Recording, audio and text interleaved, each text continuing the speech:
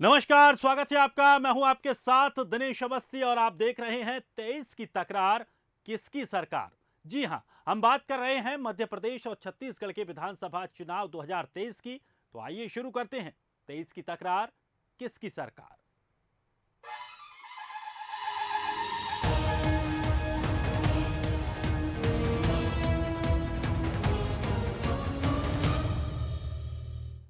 मध्य प्रदेश में विकास पर हिसाब किताब की सियासत शुरू हो गई है। पीसीसी चीफ कमलनाथ ने 18 साल का हिसाब मांगा तो सीएम शिवराज ने भी 4 मिनट के बयान में प्रदेश की विकास गाथा बयां कर दी और यह सवाल भी दाग दिया कि आपने क्या विकास किया। 2003 तक मध्य प्रदेश बीमारू राज्य था। बीमारू राज्य, प्रति व्यक्ति आय थी 11,000 रुपया। कमलनाथ जी आज बढ़ के हो गई 1,40,000 रुपया। सीएम शिवराज सिंह चौहान कमलनाथ के उस सवाल का जवाब दे रहे हैं जिसमें उन्होंने 18 साल के विकास पर सवाल उठाए थे। दरअसल मध्य प्रदेश में विकास पर एक बार फिर वार पलटवार का दौर शुरू हो गया है। पीसीसी चीफ कमलनाथ के सवालों का जवाब देते हुए सीएम शिवराज ने कहा कि कमलनाथ आजकल मुझसे 18 साल का हिसाब मांगते फिर रहे हैं। चलो आज हिसाब ही दे देते हैं। करीब 4 मिनट के अपने बयान में सीएम शिवराज ने प्रदेश की आर्थिक और सामाजिक ताने बाने का पूरा हिसाब सामने रख दिया। कांग्रेस को जवाब देना होगा। जब आपके सहयोगी दिग्गी राजा और आपकी पार्टी की सरकार थी तब बजट हुआ करता था 23,000 करोड़ रुपया। उसको बढ़ा के हमने किया 3,14,000 करोड़ रुपया। तब सिंचाई होती थी केवल 7.5 लाख हेक्टेयर में। कांग्रेस, राजा, नवाब, अंग्रेज सबकी मिला लो, आज हमने 47 लाख हेक्टेयर जमीन सिंचित कर दी है और 65 लाख के टारगेट की तरफ हम निरंतर बढ़ते जा रहे हैं। जब आप थे प्रदेश अधोगति की तरफ जा रहा था। प्रदेश की जीएसडीपी का साइज कुल था 71,000 करोड़। आज प्रदेश की जीएसडीपी का साइज 15 लाख करोड़ के आसपास पहुंच गया है। मुझे गर्व है 18 साल में हमने मध्य प्रदेश बदला है। 2023 में 1,40,000 पर कैपिटा इनकम के अलावा मल्टी डायमेंशनल प्रॉपर्टी में करीब 16% की गिरावट आई है और 6 सालों में 1,36,00,000 लोग बहुआयामी गरीबी से मुक्त हुए हैं। इसके अलावा मध्य प्रदेश बीमारू राज्य से स्वस्थ और शिक्षित प्रदेश बना। महिलाओं को सशक्त सुशासन में भी अव्वल हुआ। 44,000 किलोमीटर से बढ़कर 4,10,000 किलोमीटर सड़कें बनी और कृषि, बिजली प्रोडक्शन, धार्मिक स्थलों के विकास से प्रदेश को नई पहचान मिली।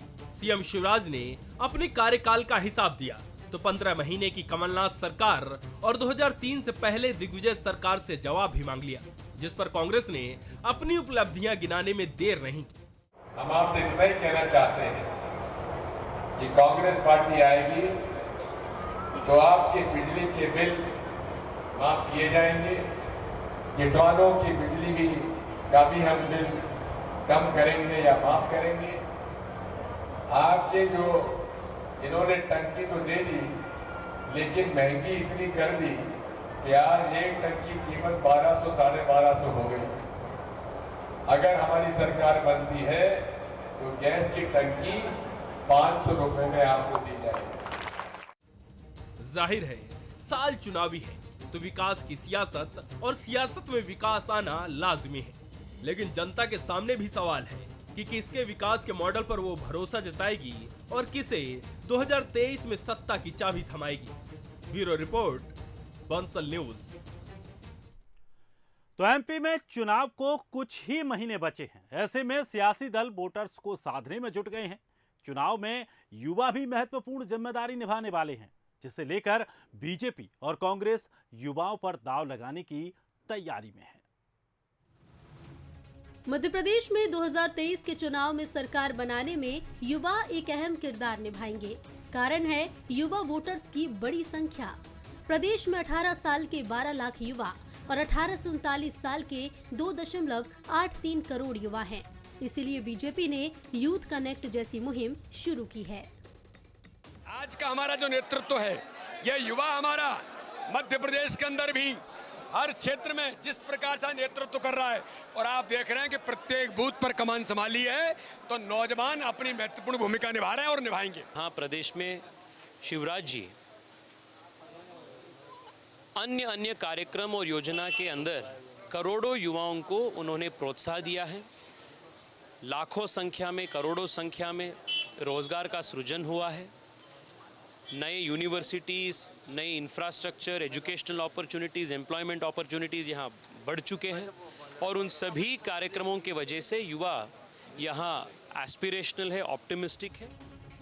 युवाओं पर कांग्रेस का भी फोकस है, इसीलिए कांग्रेस ने वचन पत्र में अलग से तैयारी की है। कांग्रेस ने युवाओं को साधने के लिए बेरोजगारी, महंगाई जैसे मुद्दों को सामने रखा है। भाजपा के प्रदेश अध्यक्ष वी.डी. शर्मा साहब कह रहे हैं या उन्हें अब तत्वज्ञान प्राप्त हुआ है कि हम युवाओं को अधिक टिकट देंगे। 4 दिन पहले उन्होंने कहा था कि 75 वर्ष की आयु से ऊपर राजनेता भी हमारी पार्टी में टिकट ले सकता है। उनकी पार्टी कहती है अपने स्वार्थों के लिए कभी 60 के ऊपर का फार्मूला ले आती है। प्रदेश में इस बार सरकार की किस्मत युवाओं के हाथ में है। ऐसे में बीजेपी और कांग्रेस दोनों ही सत्ता पाने के लिए युवाओं को साधने की कोशिश कर रहे हैं।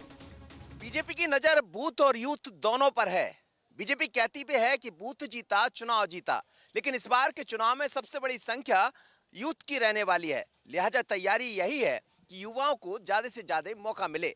लेकिन बड़ा सवाल यही, क्या भारतीय जनता पार्टी ऐसा कर पाएगी? और यदि यूथ को साध लिया तो 2023 आसान हो जाएगा।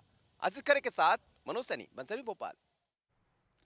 तो मध्य प्रदेश के 2023 के रण में 2020 की झलक भी देखने को मिल सकती है। बीजेपी को मात देने के लिए कांग्रेस बीजेपी वर्सेस बीजेपी का फॉर्मूला अपनाने की तैयारी कर रही है। यह फॉर्मूला खासतौर पर सिंधिया समर्थक, मंत्रियों और विधायकों के खिलाफ अपनाया जाएगा। तो क्या है यह फॉर्मूला और क्या है कांग्रेस का बीजेपी कार्ड? आइए देखते हैं। कांग्रेस का BJP versus BJP formula, Scindia समर्थक मंत्रियों की घेराबंदी, कांग्रेस चलेगी बीजेपी कार्ड। कांग्रेस मध्य प्रदेश में मिशन 2023 के लिए अब बीजेपी वर्सेस बीजेपी का फॉर्मूला अपनाने वाली है। कांग्रेस बीजेपी में सेंधमारे की कोशिश में जुटी है। उसकी नजर सत्ताधारी दल से नाराज नेताओं पर है और रणनीति इन्हें बीजेपी से तोड़कर कांग्रेस में शामिल कराने की है। इतना ही नहीं, बीजेपी से तोड़कर कांग्रेस में शामिल कराने वाले नेताओं को खास तौर से सिंधिया समर्थक मंत्रियों के खिलाफ चुनावी मैदान में उतारा जाएगा। कांग्रेस ये प्लान भी तैयार कर रही है कि बीजेपी अगर उपचुनाव हार चुके सिंधिया समर्थक मंत्रियों को टिकट देती है तो इस बार उनके खिलाफ मजबूत उम्मीदवार उतारे जाएंगे। माना जा रहा है कि जल संसाधन मंत्री तुलसी सिलावट, स्वास्थ्य मंत्री डॉक्टर प्रभुराम चौधरी, उद्योग मंत्री राजवर्धन सिंह दत्तीगांव, मंत्री हरदीप सिंह डंग के खिलाफ चुनावी मैदान में उम्मीदवार उतारने के लिए कांग्रेस बीजेपी में बड़ी सेंधमारी की तैयारी कर रही है। भारतीय जनता पार्टी में जिस प्रकार की गुटबाजी आज है और विशेषकर सिंधिया और सिंधिया समर्थकों के बाद जिनकी खड़ी फसल इन्होंने उपचुनाव में काट ली सिंधिया समर्थकों ने, तो निश्चित रूप से वहाँ से मुझे लगता है कि जो भारतीय जनता पार्टी अभी टाइटैनिक जहाज बन गई है, वहाँ से निश्चित रूप से कूद के वहाँ के जो प्रत्याशी हैं या अन्य मुख्य नेता हैं कांग्रेस में शामिल हो रहे हैं। कांग्रेस बिल्कुल स्वागत कर रही है कि कोई भी व्यक्ति वहाँ से आता है, भारतीय जनता पार्टी से, अन्य पार्टी से आता है और वो कांग्रेस के सिद्धांतों को स्वीकार करता है, तो निश्चित रूप से हमारे शीर्ष नेतृत्व है उनको भी स्वीकार कर रहा है। हालांकि बीजेपी इससे इत्तेफाक नहीं रखती। उनका कहना है कि बीजेपी में ना तो गुटबाजी है और ना ही नाराजगी, लिहाजा कांग्रेस की सारी कोशिशें नाकाम होंगी। बीजेपी का तो यहाँ तक का दावा है कि चुनाव से पहले कई कांग्रेस नेता बीजेपी में शामिल होंगे। बात विकास ही करना चाहिए, ठीक है ना। कौन लड़ेगा कौन लड़ेगा, ये कांग्रेस पार्टी अपने उम्मीदवार तय करेगी, भाजपा में अपने उम्मीदवार तय करेगी। और अब भाजपा में कोई गुटबाजी नहीं है। श्रीमंत जुदा सिंधिया जी भी भाजपा की परिवार में शामिल हो गए हैं, इसलिए अब कोई व्यक्ति विशेष का मामला है नहीं कि ये सिंधिया ग्रुप के हैं या फलाने ग्रुप के हैं। हम सब अब भाजपा में हैं, इसलिए अब भाजपा की बात होना चाहिए और भाजपा पूरी एक है और पूर्ण तरीके से भाजपा जो हाईकमान तय करेगी उसको टिकट मिलेगा, उसके लिए हम सब काम करेंगे। कांग्रेस की अपनी रणनीति है और बीजेपी के अपने तर्क। वहीं राजनीतिक विश्लेषकों का मानना है कि जिस रणनीति के साथ बीजेपी ने कांग्रेस की सरकार गिराई थी, उसी राह पर चलकर कांग्रेस जीत हासिल करने की कोशिश करेगी और इसकी शुरुआत दतिया से बीजेपी के कद्दावर नेता अवधेश नायक के कांग्रेस में शामिल होने से हो चुकी है। नायक को अब गृह मंत्री नरोत्तम मिश्रा के खिलाफ मैदान में उतारा जा सकता है। कांग्रेस इस फॉर्मूले पर पूरी गंभीरता से आगे बढ़ रही है। इसे लेकर पार्टी उत्साहित है क्योंकि ये आजमाया हुआ फॉर्मूला है। 2020 में जब सिंधिया समर्थकों ने पाला बदलकर बीजेपी का दामन थामा तो उपचुनाव में इस फॉर्मूले की झलक दिखी थी। डबरा से इमरती देवी के खिलाफ बीजेपी से आए सुरेश राजे को मौका दिया तो ग्वालियर से मुन्ना लाल गोयल के खिलाफ सतीश सिकरवार को मैदान में उतारा। दोनों ही सीटों पर कांग्रेस को कामयाबी मिली और इसी कामयाबी की उम्मीद 2023 में भी पार्टी को है। उम्मीद किसकी पूरी होती है ये देखना दिलचस्प होगा। उमेश पाराशर, बंसल न्यूज, ग्वालियर। जैसे जैसे चुनाव की तारीख नजदीक आ रही है, सियासी तकरार भी बढ़ती जा रही है। बस मंच मिलने की देर है।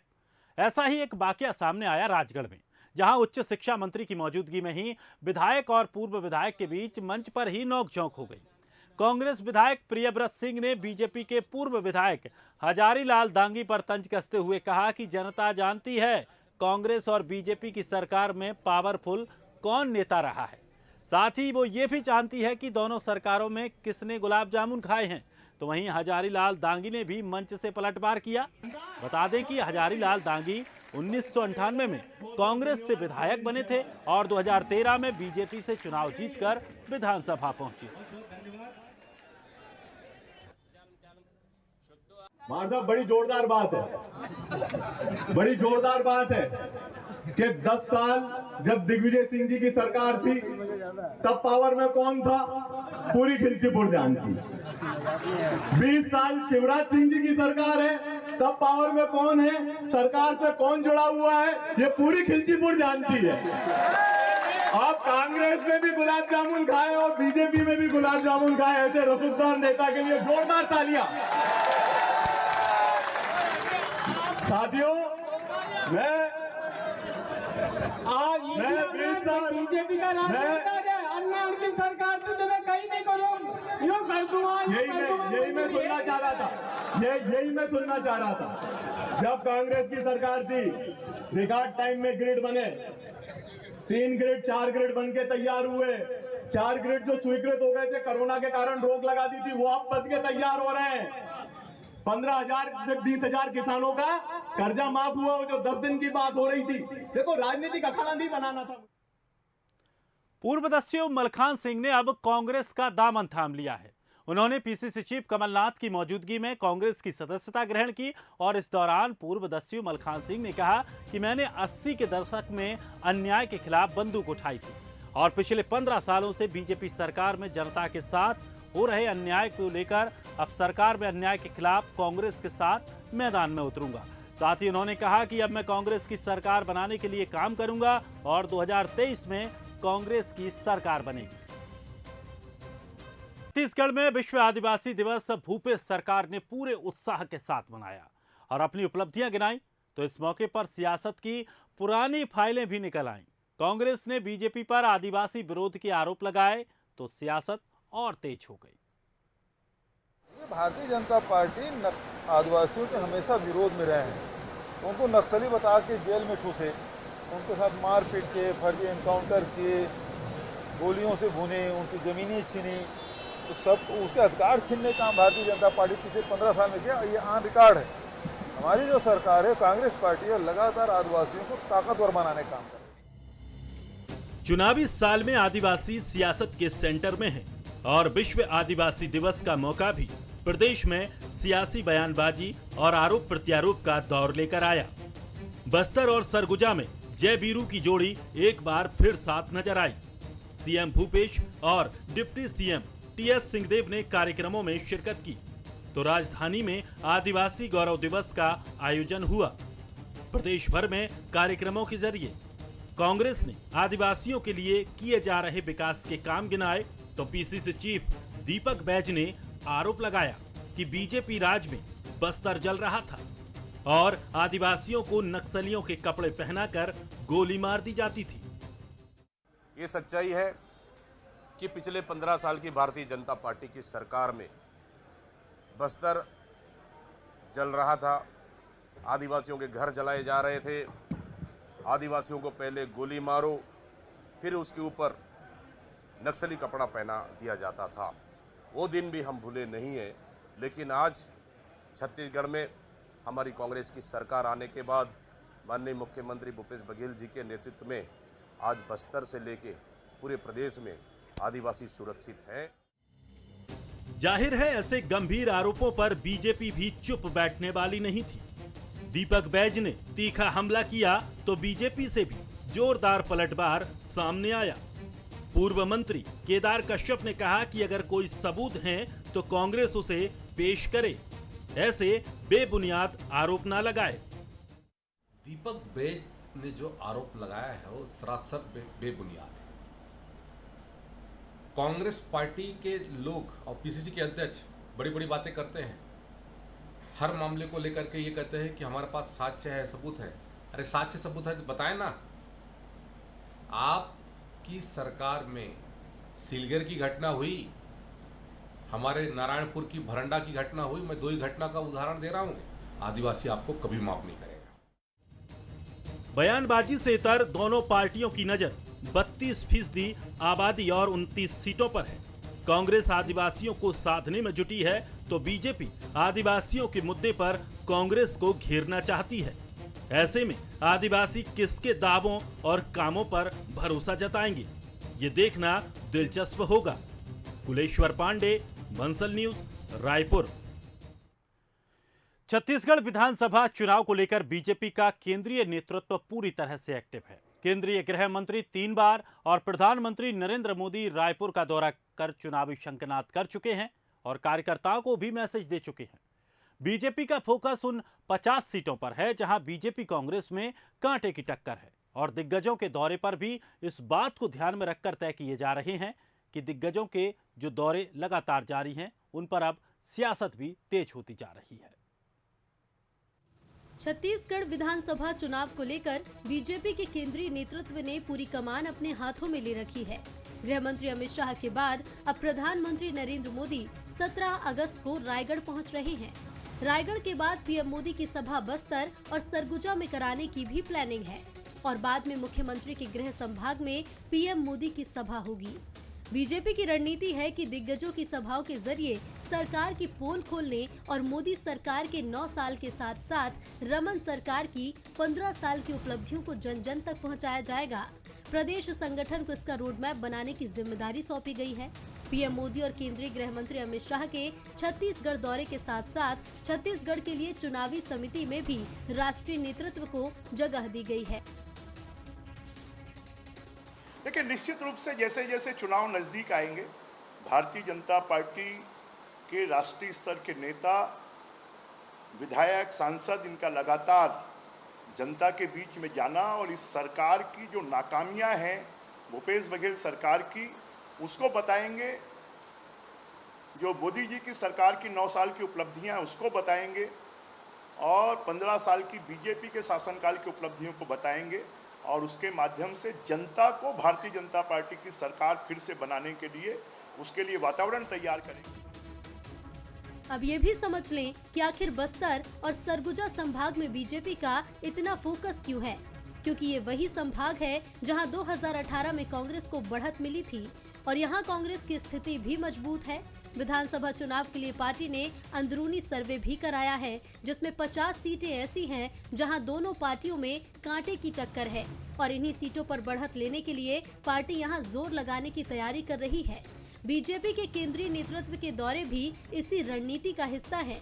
हालांकि कांग्रेस की प्रदेश प्रभारी कुमारी शैलजा मानती हैं कि इससे कोई फर्क पड़ने वाला नहीं है। कांग्रेस को कोई असर नहीं पड़ेगा क्योंकि कांग्रेस पार्टी ने काम करके दिखाया है। पिछले 5 साल में हमारी सरकार ने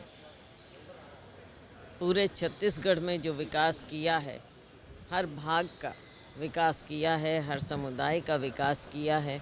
अब आखिर में आकर माननीय प्रधानमंत्री जी या गृह मंत्री जी यहाँ आकर लोगों को गुमराह करें, इससे यहाँ की जनता विचलित होने वाली नहीं है। फर्क पड़ेगा या नहीं ये तो आने वाला वक्त ही बताएगा, लेकिन बीजेपी पूरी कोशिश में है कि जहां कांटे की टक्कर है उन सीटों को बीजेपी के पक्ष में मजबूत किया जाए और इसके लिए केंद्रीय नेतृत्व भी पूरी रणनीति के साथ मैदान में उतरने की तैयारी कर रहा है। ब्यूरो रिपोर्ट के साथ गौरव शुक्ला, बंसल न्यूज, रायपुर। और फिलहाल इस बुलेटिन में इतना ही। लगातार अपडेट के लिए आप देखते रहिए बंसल न्यूज।